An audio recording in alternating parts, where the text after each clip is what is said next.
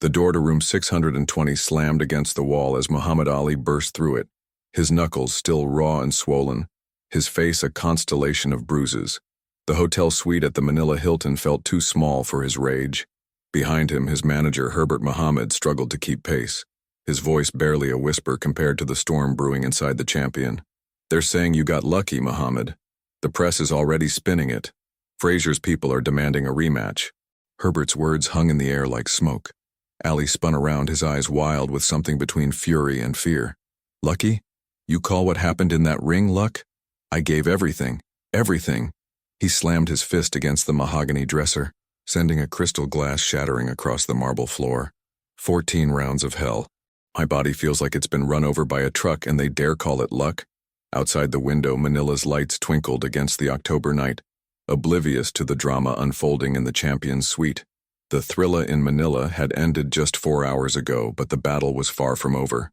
The physical fight had ended when Joe Frazier's trainer, Eddie Futch, threw in the towel before the 15th round. But the war of words, of legacy, of truth, that was just beginning. A soft knock at the door made both men freeze. Herbert moved to answer it, but Ali waved him away. "Leave it," he growled. The knocking persisted. 3 more gentle taps. "I said leave it," Ali shouted, his voice cracking with exhaustion. "It's Veronica," came a woman's voice from the other side. "Veronica Porch." Ali's expression changed instantly, softening at the edges. He nodded to Herbert, who reluctantly opened the door. Veronica slipped inside, beautiful in a simple white dress, her eyes immediately finding Ali's. Without a word, she crossed the room and placed a cool hand against his bruised cheek. "You should be resting," she whispered. "How can I rest?" Ali asked, his voice suddenly vulnerable. "They're trying to take it away from me, Veronica. Everything I fought for." Before she could answer, the hotel room phone rang, its shrill tone cutting through the tension. Herbert answered it, his expression darkening as he listened. "It's for you," he said, holding the receiver out to Ali. "It's Joe Frazier." Ali stared at the phone as if it were a snake coiled to strike. The entire room seemed to hold its breath. "Tell him I'll call him back," Ali said finally. Herbert shook his head. "He says it's urgent. Says he needs to tell you something that can't wait until morning." With a reluctance that weighed down his movements, Ali took the phone. "Joe," he said simply. The voice that came through was barely recognizable as the fearsome Smokin' Joe Frazier. It was raspy, broken, almost a whisper. "They're coming for you, Ali. Tonight." "What are you talking about, Joe?" "The men I saw with Don King after the fight. They're not happy about how things went down. They had a lot of money riding on me." Ali's gaze darted to Herbert, then to Veronica. "Are you saying what I think you're saying?" "I'm saying watch your back. We may be enemies in the ring, but I won't let them do this. Not like this." The line went dead before Ali could respond. He set the receiver down slowly, his mind racing faster than his fists ever had. "What did he say?" Herbert demanded. Ali moved to the window, pulling back the curtain just enough to peer down at the street below. "He says there are people coming for me. People who lost money on the fight." He turned to face them, his expression hardening. "Get everyone out of here now. Call the airport, we're leaving Manila tonight." Herbert shook his head. "Impossible. There's the press conference tomorrow, the meeting with President Marcos. We can't just—" "Did you not hear what I said?" Ali's voice rose. "Joe Frazier just warned me that people are coming to hurt me. The same Joe Frazier who's hated my guts for years. If he's concerned enough to call, then we need to take this seriously." Veronica moved to his side, her hand finding his. "Maybe we should call the police?" Ali laughed, but there was no humor in it. "The police? In a foreign country where Don King has every official in his pocket? No, we handle this ourselves." A new knock at the door, harder this time, authoritative. All 3 of them froze. "Mr. Ali," called a deep voice. "Hotel security. We need to speak with you immediately." Herbert moved toward the door, but Ali grabbed his arm. "No," he whispered. "We don't know who they really are." The knocking came again, more insistent. "Mr. Ali, this is urgent." Ali motioned for Veronica to move into the bedroom, then whispered to Herbert, "Call Bundini. Get him and the rest of the team up here now, and find another way out of this hotel." As Herbert slipped into the bathroom to make the call, Ali approached the door cautiously. "Who's there?" he called. "Mr. Ali, this is Chief Inspector Reyes of the Manila Police. We have reason to believe your safety is at risk." Ali pressed his eye to the peephole.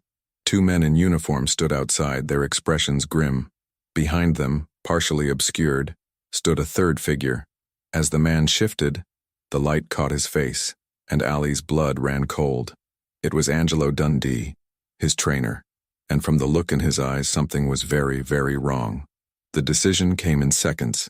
Ali flung open the door, pulling Angelo inside while keeping a wary eye on the two uniformed men who remained in the hallway. "What's happening, Angie?" Ali demanded, his voice low. Angelo's normally composed face was ashen. "They found someone in the hotel basement, one of Don King's men. He had a gun and a floor plan of the hotel with your room circled." The chief inspector stepped forward, his hand outstretched. "Mr. Ali, I'm Inspector Reyes. We need to move you to a secure location immediately." Ali looked between the inspector and Angelo, trying to read the truth in their eyes. "How do I know I can trust you?" "Because I vouched for him," came a familiar voice from behind the inspector.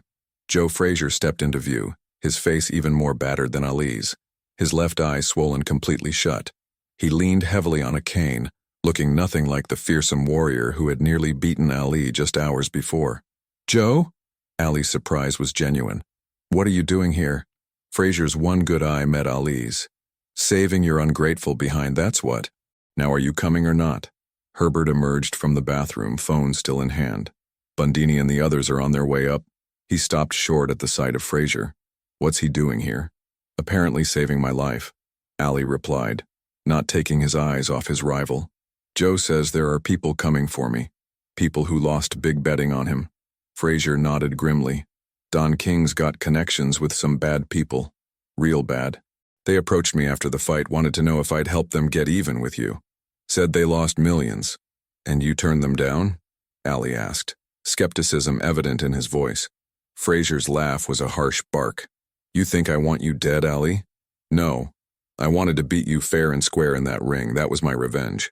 But this?" He gestured vaguely. "This ain't right."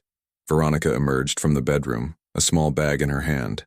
"I packed some essentials," she said quietly. Inspector Reyes checked his watch. "We need to move now. My men have secured a route through the service elevator." Ali turned to Herbert. "Tell Bundini to meet us at the airport, and call ahead to make sure the plane is ready." He looked back at Frazier. "You're coming with us." Frazier shook his head. "I've done my part. Besides, they're not after me." "You don't get it, do you?" Ali stepped closer to his rival. "The moment they realize you warned me, you're in as much danger as I am." A long moment passed between the two fighters, a silent communication that transcended their bitter history. Finally, Frazier nodded once. "Through the kitchen," Inspector Reyes instructed, leading them into the hallway. "We have cars waiting at the service entrance." The small group moved swiftly down the emergency stairs, the tension palpable. Ali stayed close to Veronica, one hand on her back, the other balled into a fist. "Ready." Behind them, Frazier moved more slowly, each step clearly painful. As they reached the ground floor, Inspector Reyes held up a hand, signaling them to stop. He spoke quietly into his radio, listened, then nodded. "The way is clear." The kitchen was a blur of stainless steel and startled staff as they moved through it. Ali caught glimpses of wide-eyed cooks and waiters, their expressions shifting from surprise to recognition. News would spread quickly now. They burst through the service exit into the humid Manila night. Two black sedans idled nearby, engines running. Inspector Reyes directed them toward the first car. Just as they reached it, the sound of screeching tires cut through the night. A third car careened into the service area, headlights blinding them momentarily. "Get down!" Inspector Reyes shouted, drawing his weapon. Ali pushed Veronica toward the waiting sedan, shielding her with his body. He heard the car doors opening behind him, footsteps approaching rapidly. "Ali!" a voice called out. "Muhammad Ali!" He turned, ready to face whatever came next, only to find Bundini Brown rushing toward him, followed by the rest of his entourage. "What are you doing here?" Ali demanded. "I told Herbert to have you meet us at the airport." Bundini's eyes were wild with fear and excitement. "We couldn't wait. The hotel is crawling with strange men asking about you." Drew Bundini Brown doesn't abandon his champ. Inspector Reyes holstered his weapon, looking relieved but annoyed. "Into the cars now, all of you." As they piled in, Ali found himself squeezed between Veronica and, improbably, Joe Frazier. The two champions, who had tried to destroy each other just hours earlier, now sat shoulder to shoulder, united by a common threat. The cars pulled away from the hotel, speeding through the back streets of Manila. Ali stared out the window, watching the city blur past, wondering how his moment of triumph had turned into this nightmare. "Where are we going?" he asked finally. Inspector Reyes, from the front passenger seat, half turned. "Somewhere they won't look for you. Somewhere safe." Frazier snorted. "Nowhere is safe if Don King wants to find you." "This place is," Inspector Reyes insisted. "It's a safe house used only for the most sensitive government operations." Ali felt Veronica's hand slip into his, her fingers trembling slightly. He squeezed them reassuringly, though he felt anything but confident. The cars wound through progressively narrower streets, the glamorous downtown giving way to older, more modest neighborhoods. Finally, they pulled up to a compound surrounded by a high wall topped with concertina wire. "This is your idea of inconspicuous?" Ali remarked as they passed through a heavily guarded gate. "No one will look for Muhammad Ali in a military compound," Inspector Reyes replied simply. As they exited the cars, Ali noticed Frazier struggling to stand. Without thinking, he offered his arm. Frazier stared at it for a long moment, before grudgingly accepting the help. "This doesn't make us friends," Frazier muttered. "Wouldn't dream of it, Joe," Ali replied, a ghost of his familiar smile returning. Inside, the compound was Spartan, but secure. Armed guards patrolled the perimeter, and the windows were covered with metal shutters. Inspector Reyes led them to a large room with several cots and a basic kitchenette. "You'll be safe here tonight," he assured them. "Tomorrow we'll get you to the airport." As the inspector left, the reality of their situation settled over the group. Ali's entourage huddled in one corner, whispering among themselves. Veronica sat on one of the cots, her composure finally cracking as silent tears streaked down her face. Ali paced the room like a caged animal, his mind racing. Frazier sat apart from everyone, his face an unreadable mask of pain and exhaustion. "Why did you warn me?" Ali asked suddenly, stopping in front of his rival. "After everything I said about you, all the insults, the names I called you." Frazier looked up, his good eye reflecting the harsh fluorescent light. "Because this ain't about boxing anymore. This is about right and wrong." He paused, wincing as he shifted position. "And maybe because I want the chance to beat you myself next time." Ali studied the man before him, seeing him truly for perhaps the first time. Not as an opponent, not as an obstacle, but as a man of principle. "There won't be a next time, Joe," he said softly. "You know that as well as I do." Frazier nodded slowly. "I know. That fight took everything I had. Everything you had too, whether you admit it or not." A heavy silence fell between them, filled with unspoken truths about pain, sacrifice, and the cost of greatness. It was broken by the chirp of a radio. One of the guards listened intently, then approached them. "Sir, there's a call for you. Someone claiming to be Don King." Ali felt every muscle in his body tense. He glanced at Frazier, whose expression had darkened considerably, then at his frightened entourage, and finally at Veronica, whose tears had stopped but whose eyes remained wide with fear. "Put him on speaker," Ali instructed, his voice steady despite the adrenaline surging through him. The guard brought over a radio phone, placing it on the table in the center of the room. Everyone gathered around as if it were a campfire in the wilderness, seeking its light against the encroaching darkness. "This is Ali," he said into the receiver, his voice taking on the familiar confidence that had made him famous. "Muhammad, my man."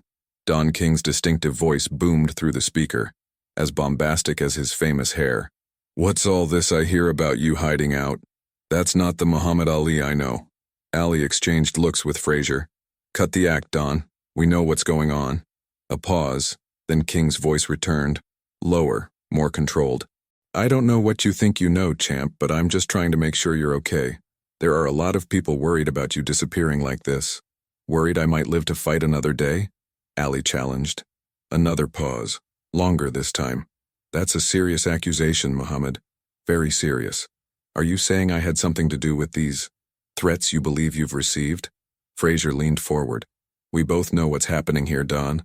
I saw you with those men after the fight, the ones talking about settling scores." "Joe, is that you?" King sounded genuinely surprised. "What are you doing with Ali? I thought you two couldn't stand each other." Some things are more important than personal grudges, Frazier replied. King's laugh crackled through the speaker. Well, isn't this touching? The great rivals united at last. Look, boys, whatever you think is happening, you've got it all wrong. Those men you saw me with, Joe, they're investors, businessmen interested in future fights. Businessmen don't send armed men to hotel rooms, Ali countered. Armed men? King's voice rose an octave. What armed men? Muhammad, I swear to you, if someone's threatening you, it has nothing to do with me. Why would I want to harm my meal ticket? The man who's going to make me millions in future bouts. Ali looked at Inspector Reyes, who had been listening silently. Your men found one of King's associates in the hotel basement with a gun. Explain that. There was silence on the line for several long seconds. When King spoke again, his voice had lost its theatrical quality. Listen to me carefully, Muhammad. I don't know anything about any man in any basement. But what I do know is that there are powerful people who lost a lot of money on this fight. People even I don't mess with. So you're saying it wasn't you, but you know who it might be? Ali pressed. I'm saying Manila is a dangerous place for both of you right now, King replied. But I can help. I have a private plane at the airport. It can take you both back to the States tonight. No press, no public appearances, just a straight shot home.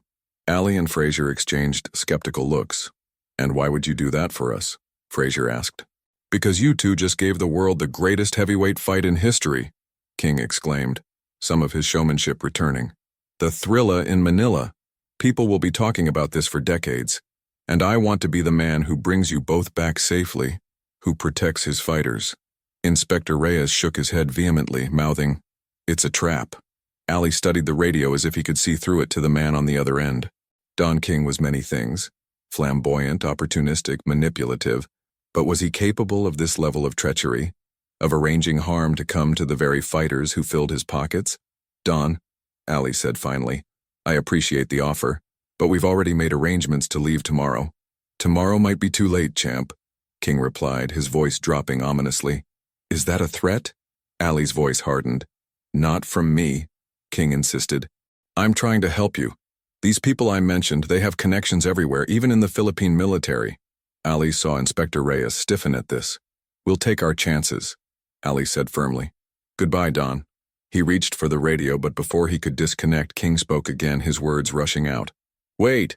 At least let me send some of my security people to you. Professional bodyguards, the best money can buy. How would they find us if our location is supposed to be secret? Ali challenged. A telling pause followed. I assumed the inspector would tell me where you're being kept. All eyes turned to Inspector Reyes, whose face had gone rigid. The inspector hasn't told anyone where we are, Ali said slowly. So how did you know he was with us, Don? The silence on the other end of the line spoke volumes. Then, you've always been too smart for your own good, Muhammad. The line went dead. Inspector Reyes immediately grabbed his walkie-talkie, barking orders in Tagalog. The guards in the room snapped to attention, moving to secure the doors and windows. We need to move, Reyes said urgently. Now. This location is compromised. How? Ali demanded. Who knew we were coming here?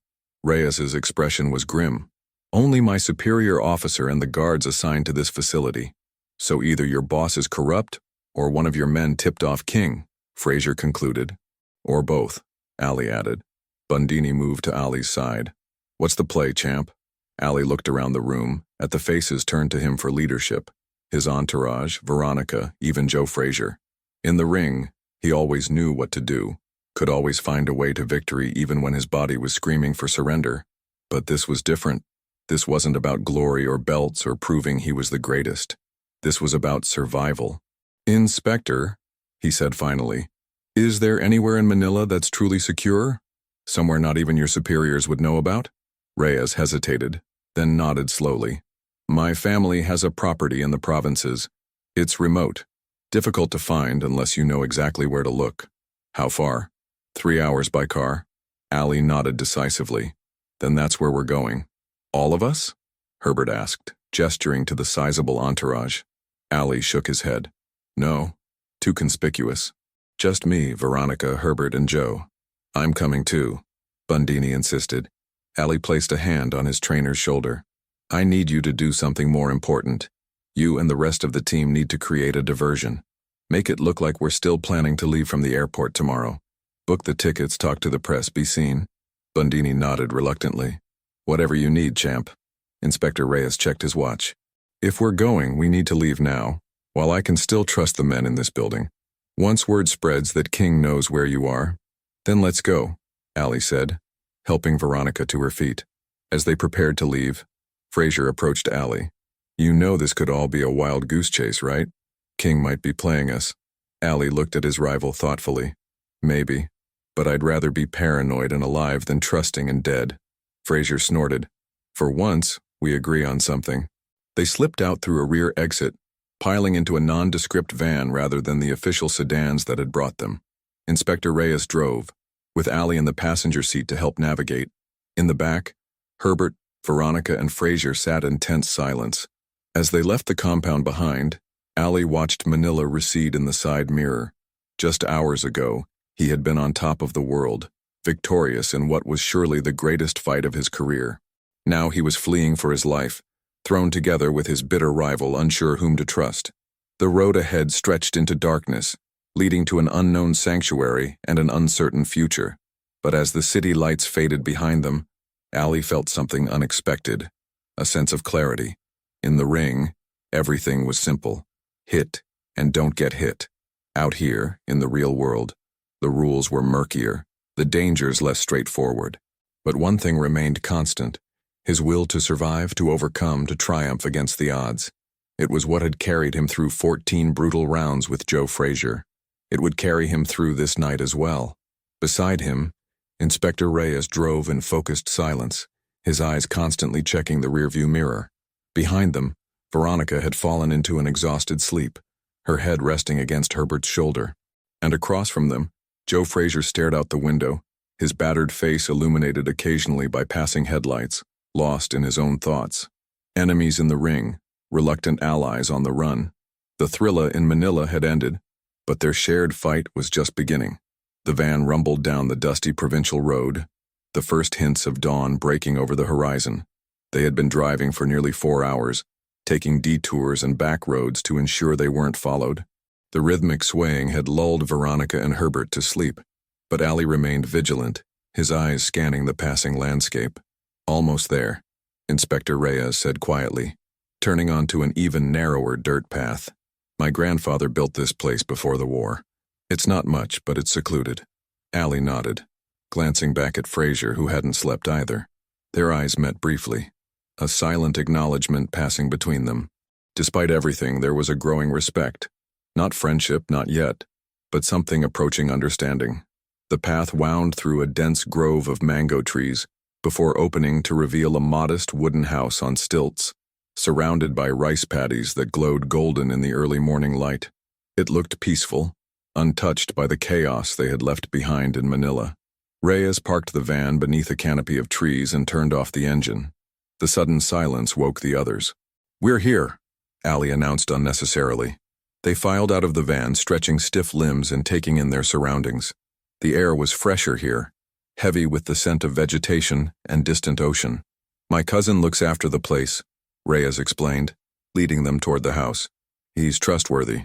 A wiry man in his 50s emerged from the house, nodding respectfully to Reyes before his eyes widened at the sight of Allie and Frazier. They exchanged rapid words in Tagalog. Then the cousin hurried inside to prepare for the unexpected guests. He'll make food, Reyes translated, and he's bringing medical supplies. Both of you look like you could use some attention. Allie couldn't argue with that. His body felt like one massive bruise, the adrenaline of the past 12 hours wearing off to reveal the true extent of the damage from the fight. Inside, the house was simple but clean. Wooden floors, sparse furniture, windows open to catch the breeze. They gathered around a low table as Reyes's cousin brought out a feast of Filipino breakfast foods: garlic rice, dried fish, eggs, and strong coffee. Despite his exhaustion, Allie found himself ravenous. They ate in silence, the shared meal bringing a strange domesticity to their extraordinary situation. After they finished, Reyes's cousin insisted on tending to their injuries. He started with Frazier, whose left eye remained completely swollen shut. With gentle hands, he applied herbal poultices and wrapped ice in thin cloths. He says your eye needs a hospital, Reyes translated grimly. There could be permanent damage. Frazier shrugged. Wouldn't be the first time I sacrificed for the sport. The cousin moved on to Ali, cleaning cuts and applying the same herbal remedies to his bruises. Ali winced as the man's fingers probed a particularly tender spot on his ribs. Possibly cracked, Reyes translated. He says you should rest, no movement for several days. Ali laughed softly. Not exactly an option right now. With their immediate needs addressed, the reality of their situation settled over them again. Herbert pulled Reyes aside to discuss communication options. They needed to contact their families to let the world know they were safe without revealing their location. Veronica sat by the window, her gaze distant. Ali moved to join her, placing a hand gently on her shoulder. "I'm sorry you got caught up in this," he said softly. She covered his hand with hers. "I chose to be with you, Muhammad. That means all of it, not just the glory." Across the room, Frazier watched them, his expression unreadable. When Ali caught him looking, he didn't turn away. "Your girl's got spirit," Frazier commented. "Reminds me of my Florence." It was the first personal detail Frazier had ever voluntarily shared with him. Ali recognized it for the olive branch it was. "How is Florence?" he asked. "And your kids?" Something softened in Frazier's battered face. "They're good. Marvis wants to follow in my footsteps. Boy's got heart, like his daddy. You must be proud." Frazier nodded. "What about you? You got kids all over if the papers are to be believed." Ali smiled slightly. 9 that I know of. And yes, I'm proud of each one. An unexpected moment of connection, born from the most basic human bond, fatherhood. They might have been bitter rivals, might have tried to knock each other unconscious, but they were both men who loved their children. The moment was interrupted by Herbert's return. "I've made contact with our people in the States. The story is breaking about us disappearing. Speculation is running wild." "What about Don King?" Ali asked. "Any word from him?" Herbert's expression darkened. "He's giving interviews, playing innocent. Says he's deeply concerned about both of you." "I bet he is," Frazier muttered. Reyes joined them, his face grave. "I've spoken with trusted contacts in Manila. The man they found in the hotel basement is refusing to talk, but they found evidence linking him to gambling syndicates in Las Vegas." "Not directly to King," Ali noted. "No," Reyes agreed. "But these syndicates are known associates of his." Ali paced the small room, his mind working. "So King maintains plausible deniability while these gamblers do his dirty work. Or maybe King is innocent and these gamblers are acting on their own," Veronica suggested. "Either way," Herbert interjected, "you both need to make public appearances soon.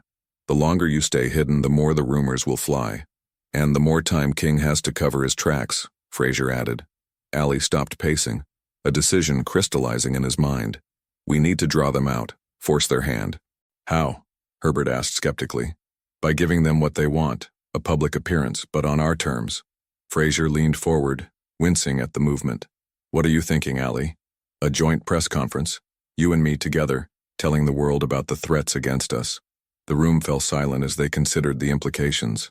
"It's risky," Reyes said finally. "Very risky. But it might work," Herbert admitted. "If you two appear together, united in this, it would be powerful. Hard for King or anyone else to dismiss." Frazier studied Ali for a long moment. "You really think this will work?" "I think it's our best shot," Ali replied honestly. "They want us afraid, hiding. They want to control the narrative. We take that away from them by facing this head on." A slow smile spread across Frazier's face, pulling at his split lip. "Always did like to put on a show, didn't you?" "It's what I do best," Ali confirmed. Veronica touched his arm. "But you're still in danger. Both of you." "We'll take precautions," Ali assured her. "Maximum security, controlled environment." Reyes nodded thoughtfully. "I can arrange it. The presidential palace. President Marcos would be honored to host you both. The security there is impenetrable." "Can we trust Marcos?" Herbert asked doubtfully. "He has no connection to American gambling syndicates," Reyes replied. "And he values his international reputation too much to allow anything to happen to 2 American celebrities under his roof." Ali looked to Frazier. "What do you say, Joe? One more round together? Not against each other this time, but side by side." Frazier was silent for a long moment, considering. Then he extended his hand. "Side by side." Ali took it, feeling the power still present in Frazier's grip despite their mutual exhaustion. Their hands, instruments that had caused each other so much pain, now clasped in solidarity. "Tomorrow," Ali decided, We do it tomorrow. Let them sweat tonight, wondering where we are, what we know. As the others began discussing logistics, Ali stepped outside onto the small porch, needing a moment alone.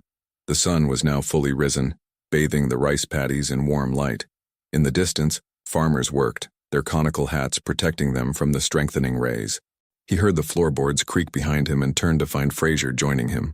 "Never thought I'd see the day," Frazier said, "when Muhammad Ali would be hiding out in the Filipino countryside." Ali smiled slightly. "Life's full of surprises, Joe." They stood in companionable silence for a moment, two warriors at rest.